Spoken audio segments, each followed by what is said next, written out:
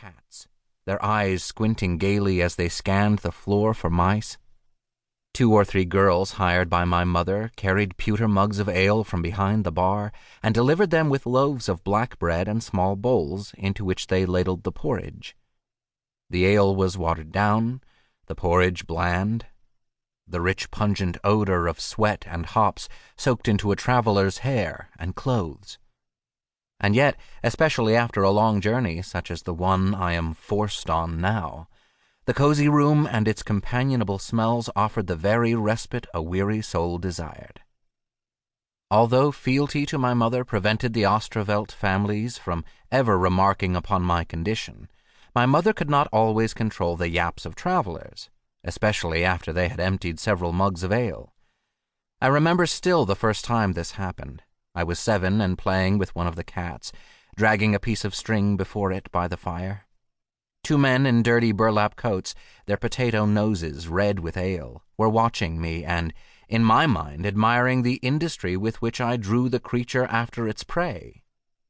With hearty laughter, they calculated something on their fingers, and then, with a red-faced grin, one of the men called me over.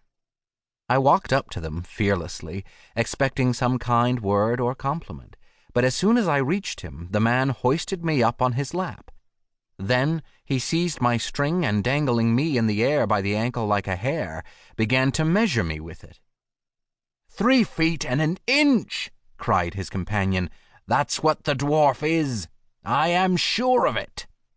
I did not have to struggle and cry out as I would at other times ahead, because in a flash my mother was there, slapping the man who held me with such force that he dropped me, and I tumbled into her apron.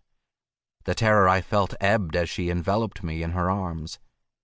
And so I learned the word that would come to supplant my name. But I thought not of myself as a dwarf.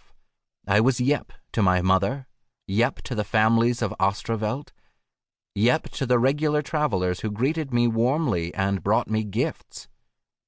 My favorite among these was an alphabet primer, with which I taught myself to read.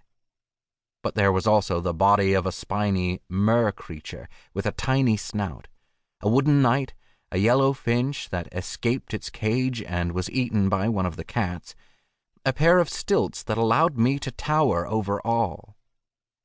The sea of humanity that passed through the inn was my school.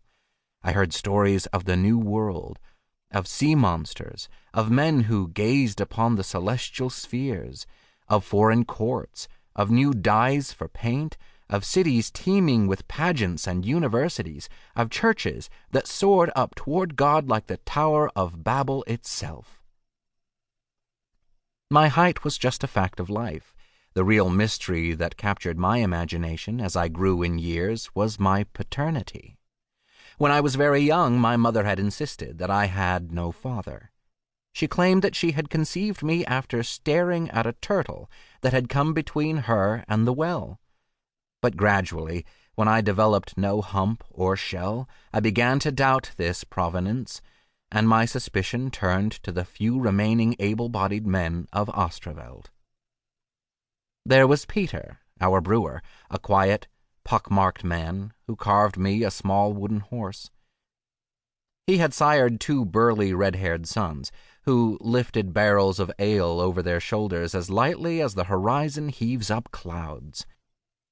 With my dark hair and eyes, I could not imagine these fair atlases to be my brothers. There was Farmer Helmick, whose rough hands were oversized for the rest of his short-limbed frame. His wife, Janscha, was so full of chatter that she gaped in between tales like a fish gasping for air. But Helmick only had eyes, or rather ears, for his wife, beaming at her like a perpetually amused audience. They had no children. Willem, who could read and write figures and helped my mother keep track of what was bought and sold, told me tales from the Bible and about the pagan heroes of Rome. Long and thin as a flute, he lived with us at the inn, and of all of the men, I would have liked him best as father. But when I hinted this to my mother, she averred that he had no interest in matters of the flesh, and laughed so merrily that I knew it to be true.